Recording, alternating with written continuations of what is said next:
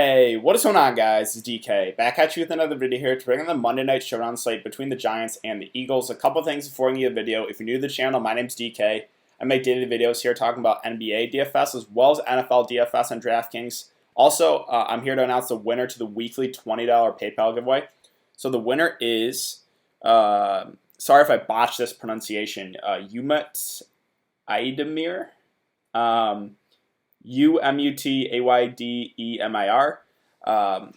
So congrats on winning the giveaway. Either hit me up in the YouTube comment section or on Twitter. I can get you that $20 PayPal. But yeah, again, if you guys are new to the channel, how it works is all you have to do is leave a like and a comment in the video. That's one entry in the giveaway. Max one comment though per video. So let's start some Monday Night Showdown video. This video.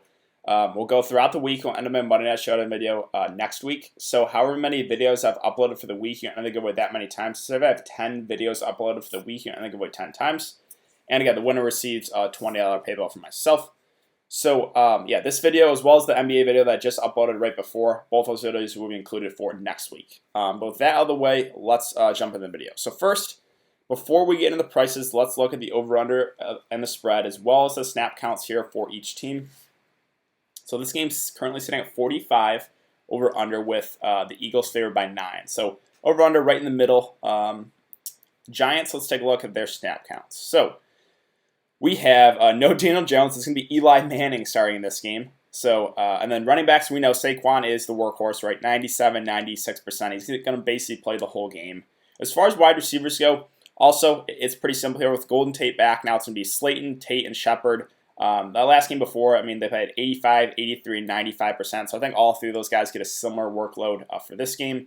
As far as tight ends go, we still have no Evan Ingram. It's going to be Caden Smith, who's actually filled in nicely the last couple of games. So he's a value guy we definitely can consider. He's played in 98 and 91% of snaps. As far as the Eagles go, Miles Sanders has turned into a workhorse back here with 85, 84, and 87% of snaps the last 3 games. Jordan Howard is questionable. Looks like he's not going to be able to give it a go for this one. Jay Ajayi has filled in a little bit, getting about 10 to 15% of snaps. So really, Sanders has been a workhorse back here the last few weeks. As far as the wide receivers go, it's been Nelson Agholor and Alshon Jeffrey basically playing the whole game. Now, we do have Nelson Agholor currently listed as questionable. If he can't go, that would obviously be a boost to guy J.J. Arcega-Whiteside, Greg Ward, maybe even Mac Hollins.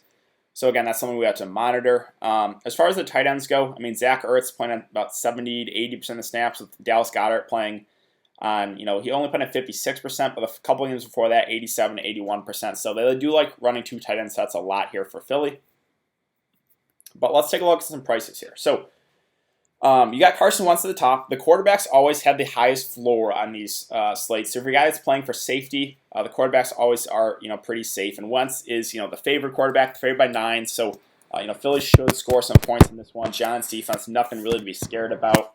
I really don't have an issue with him at all at this price. It's just whether or not you can fit in enough value guys to make yourself feel comfortable playing them. But again, Wentz, I think he's a safe option. No issue if you want to go there. Saquon, we know he's a workhorse back. And the thing is, he's game flow independent. It doesn't matter if they're trailing or leading. He's going to be out there the whole game. He'll be utilized a lot in the pass game. He's had, kind of 4 straight pretty disappointing weeks. But we know the upside is there in Saquon, so no issue if you want to go there. I think he goes a bit lower owned. But again, you got the safety with him, right? He's going to basically be out there the whole time. Zach Ertz at 9.4K. Don't mind him here. He's been a little bit up and down, but we know when he's having a good game, the upside is there, right? The 3 games before that last game, 14, 11, and 11 targets, 9, 9, and 12 catches. So don't mind Ertz at that price. Alshon, kind of the same thing, right? If he would get a boost if Nelson Agholor doesn't miss. He's also been targeted a lot last couple games, 8 and 16 targets. So don't mind Alshon. I don't know if I would go there personally because I think there's some other value guys I might prefer. But yeah, if you want to go there, don't mind him at 9.2. Now, Miles Sanders at 8.6. I do kind of like this play. Again, he's been turning into a workhorse back.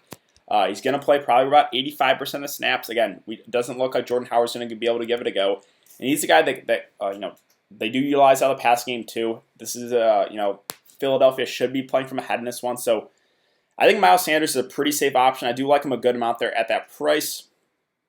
Eli Manning, so this is the risky option, right? Just because he hasn't played in, 10 weeks or something like that. So, yeah, it's 38-year-old Eli Manning. It's a difficult spot here on the road, so he's definitely a risky option, right, between the two quarterbacks. Carson Wentz definitely the safer option, but Eli also is, like 4K cheaper. So, yeah, Eli Manning, a lot of risk there at that price. As far as the wide receivers go for the Giants, you have the next three here with Golden Tate, Shepard, and Slayton.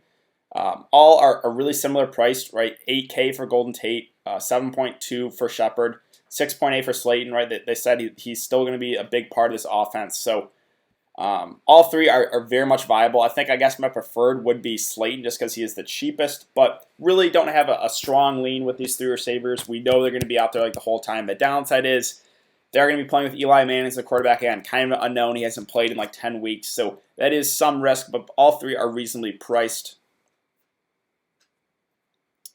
The Eagles defense, normally I'm not huge on targeting the defense in the showdown slates, but again, we got, going up against a backup quarterback. And Eli has not played in like 10 weeks, so he could definitely turn the ball over. Eagles defense, they are pricey, but I think they're definitely in play here at that price. Nelson Aguilar, so this is pretty big news, right? If he misses, we can definitely give a look to guys like J.J. Arcega-Whiteside there at 2K, Greg Ward at the flat 200, maybe Mac Hollins. So, if he plays at 5.4K, I wouldn't mind him, but again, the knee injury would worry me a bit. That's why I'm not super, super high on playing a guy like Alshon Jeffrey. I think he's more of a low-end contrarian play, just because I think if Aguilar misses, I would want to get some of those cheap receivers in there, and then I don't know if I would want like all the Philadelphia receivers, right? So that's why I'm not super high on Alshon. But yeah, if Aguilar misses, I would really look to guys like Whiteside, guys like Ward.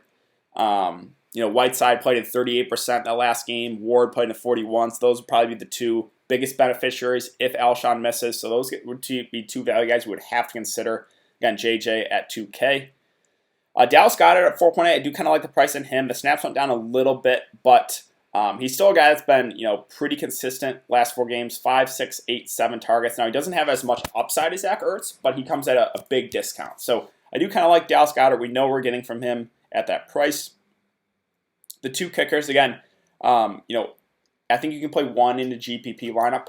Kickers on a good day can get you 10 to 15 fantasy points, so no issue if you want to go one of those two kickers. The Giants defense at 2.8, it's a really risky option. Probably wouldn't do it if I was making one lineup, but anyone can get a pick 6, so I guess you can consider him at that price, but probably not going to be the way that I go.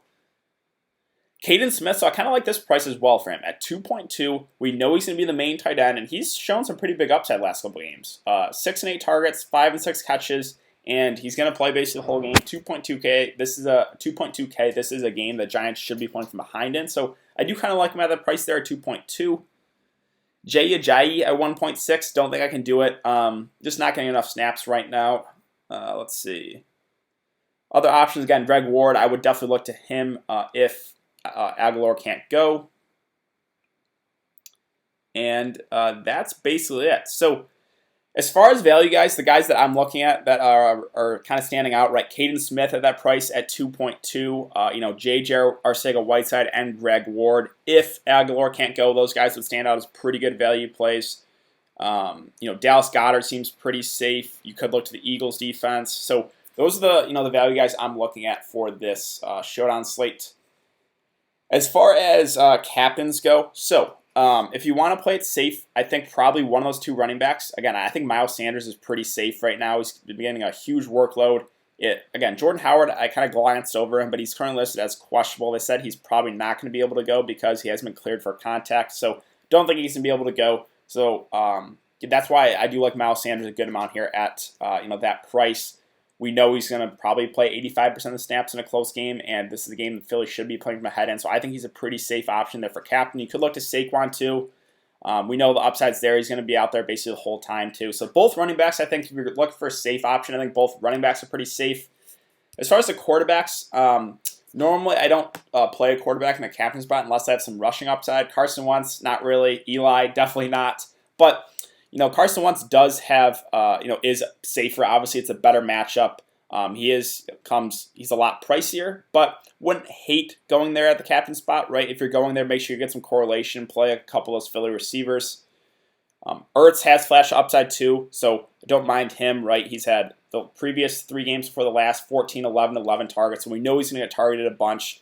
So Those are the guys that kind of look to if you're going for safety. As far as riskier, GPP plays for the captain spot, I think maybe one of those New York receivers with Golden Tate, Shepard, and Slayton. Again, they're playing along Eli, so a little bit of a downgrade, a little bit of unknown, but those guys are definitely in play. We know they're gonna basically play the whole game as well. And then you could always look to a cheap guy too, like Dallas Goedert.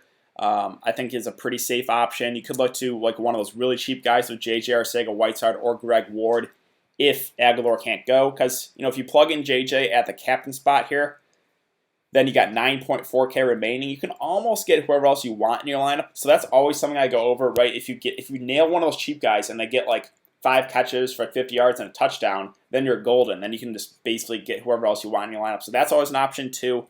But I think that's that's how I would build my lineups again. If you're going for safety, those running backs, maybe Carson Wentz, Zach Ertz, he was pretty safe. If you're going for a riskier option, maybe one of those Giants receivers, maybe one of those cheap guys. So that's kind of how I'm thinking about the showdown slate for Monday. But I think that's going to do it for today's video, guys. So if you have been enjoying the content, would really appreciate it if you could like this video and subscribe. Again, if you want to get entered in the giveaway, all you do is a like and a comment in the video. That's one entry in the giveaway. I'll be back for another video to break down the Thursday night showdown slate. Probably will have that up in a couple days. If you guys are interested in NBA, I just uploaded my video for the NBA main slate from Monday.